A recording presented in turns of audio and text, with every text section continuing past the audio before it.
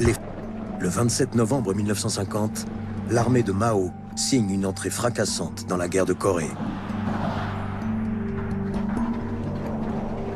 Attaquant en pleine nuit pour ménager l'effet de surprise et éviter les bombardements aériens, des centaines de milliers de soldats chinois pilonnent la frontière sous un déluge de feu.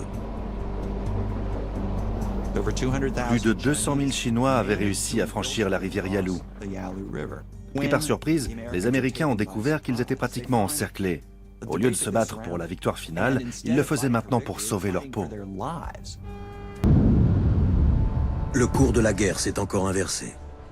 Tandis que les forces de l'ONU reculent en deçà du 38e parallèle, les troupes nord-coréennes et chinoises investissent Séoul. Durant ces... Le conflit a pris une tournure imprévisible. Personne ne sait comment finira cette guerre.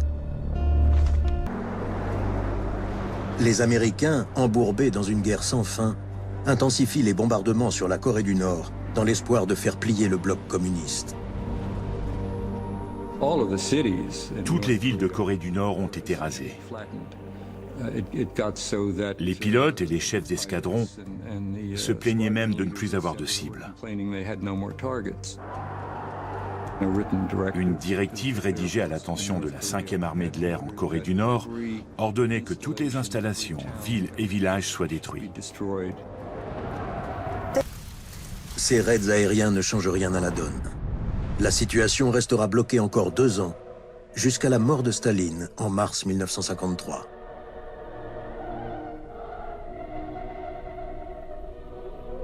Une fois passés les obsèques, ses successeurs veulent aller vite. Il a fallu plusieurs mois pour trouver un accord sur la ligne d'armistice. Finalement, les deux camps ont convenu de ne pas suivre le 38e parallèle. Ils ont opté pour mettre en place une zone démilitarisée de chaque côté de la ligne de front, de sorte qu'à la fin de la guerre, chaque camp recule de quelques kilomètres à partir de cette ligne. Le 27 juillet 1953, les forces de l'ONU, la Chine et la Corée du Nord concluent enfin un armistice. L'accord prévoit un cessez-le-feu jusqu'à la signature d'un traité de paix officiel. Un traité qui ne verra jamais le jour. La Corée du Nord était entièrement détruite et la Corée du Sud était anéantie. 1 million de Chinois étaient morts.